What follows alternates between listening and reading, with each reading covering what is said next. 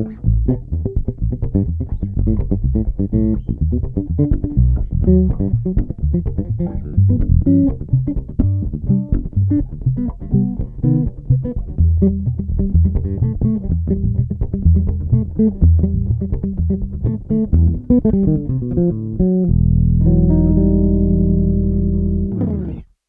guys, how's it going? Anthony Muthurajah here, back with a new video lesson for you all. In today's lesson, I'm going to show you a very simple technique that I heard a lot from Michael Pipoquinha. I hope I'm pronouncing that right. Prodigal bass player from Brazil, definitely one of my contemporary favorites.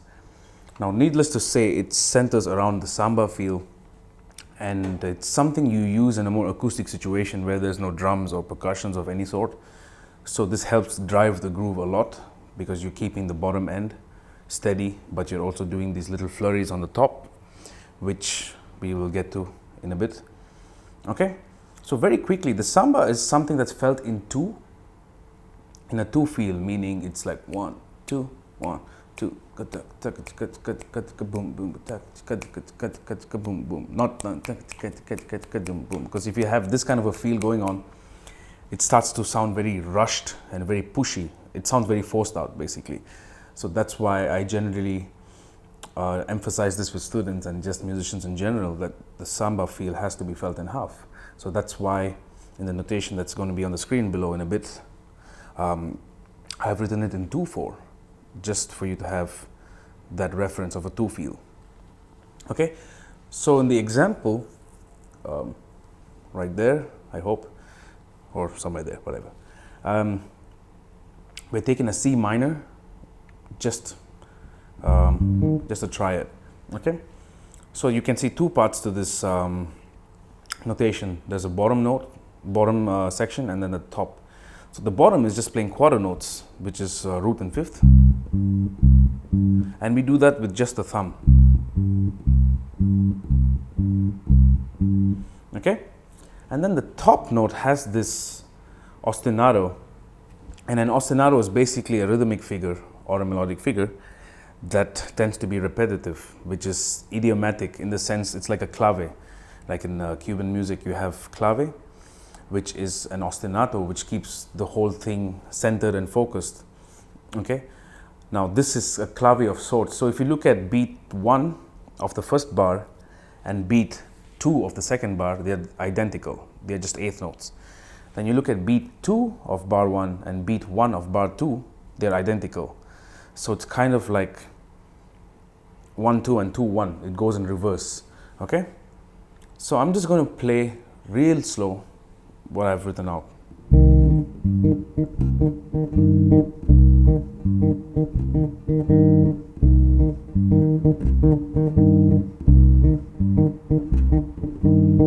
Okay, and if I speed that up,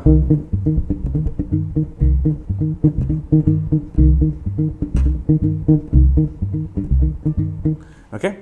Now obviously Pipoquinha doesn't play this figure all the way. He has variations, which I'll talk about in a bit. Okay, so this kind of a technique comes from guitar players who played a lot of bossa nova kind of music in more acoustic situations, where they play the bass line very constantly, and then the changes on top, the chords, the harmonies laid down. So it really helps smoothen out the way the harmony is laid out, and the time stays steady, and the groove is constantly moving. It doesn't glitch at any point. Okay, so what you need to work on is the independence to keep these quarter notes going, and then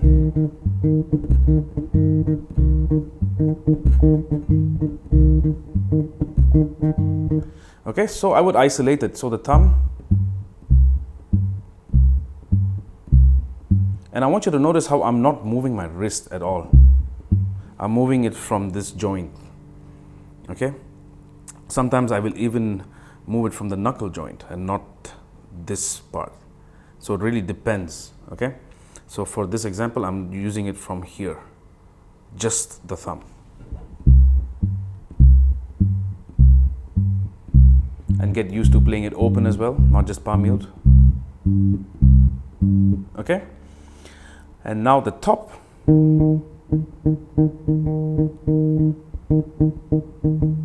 Okay,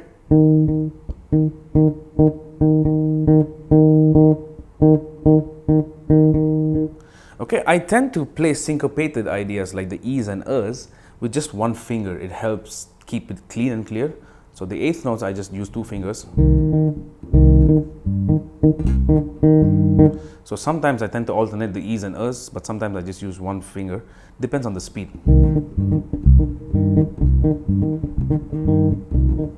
Okay, but get used to it with the two fingers alternating and with one finger. So I'm going to play with just one finger now.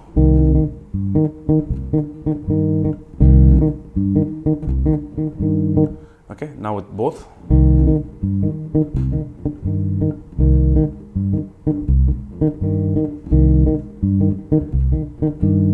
Okay, so now this is the basic figure. From here you can take it to many places. For instance, I can maintain this top note figure and I can do an anticipation for the G. So it will not be quarter notes, it'll be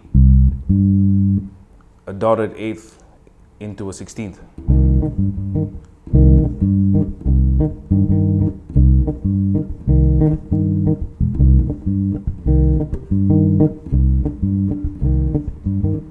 Okay, so I'm going to play the basic figure and then I'm going to just open it up into every possible variation I can think of.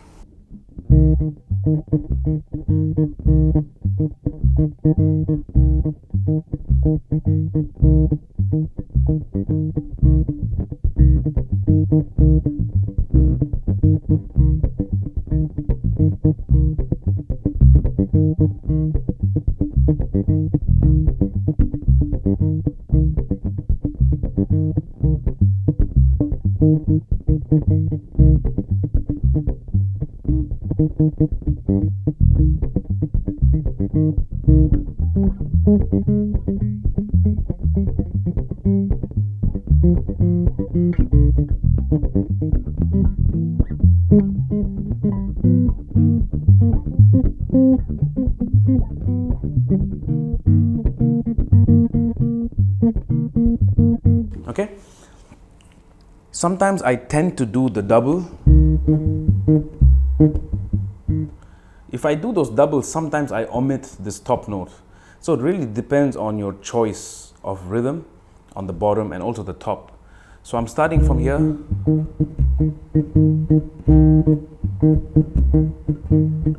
And then I can just open it up. And that's what I did in the opening of the lesson.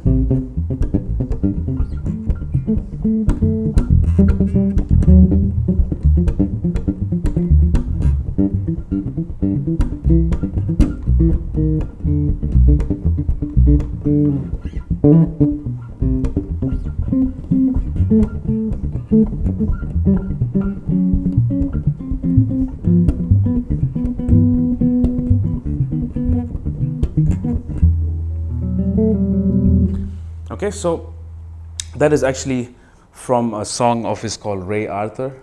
I'll put the link below for you to check it out. He's playing with a guitar player, Kaina Calvacante, if I'm not mistaken.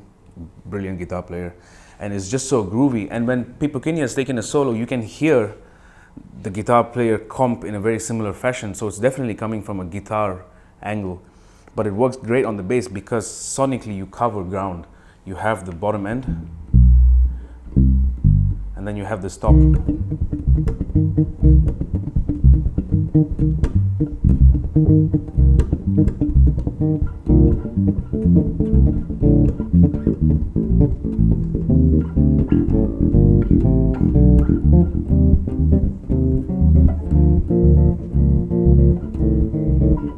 So sometimes he tends to play chords like a third and seventh.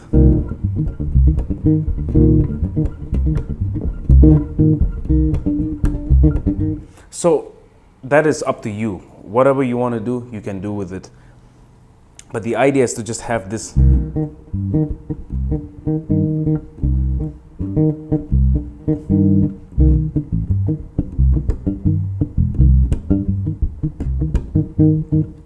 Okay, and then you can mess around with the feeling of it, like a little behind, a little ahead. Try it really slow because it should groove at any tempo.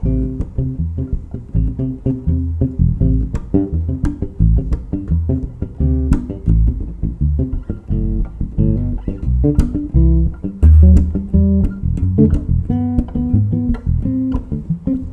if I'm doing that at like a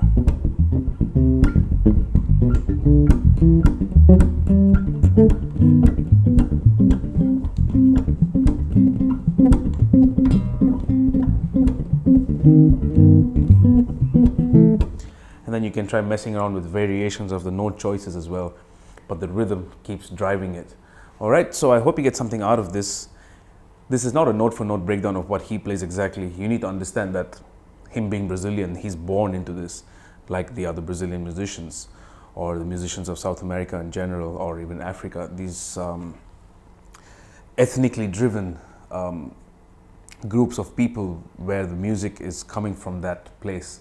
It's very hard to emulate their vibe because obviously, at least for someone like me, I'm from South Asia, so it's a little different. But I spent time studying the music, the rhythms and all that stuff. And I was so intrigued by Pipoquinha's ability to groove like this, and he can just blaze it at any tempo, which is pretty scary. So I would really suggest you check this out. And it's a very different approach to playing grooves because it requires independence. So there's a lot of stuff you need to be mindful of when doing this.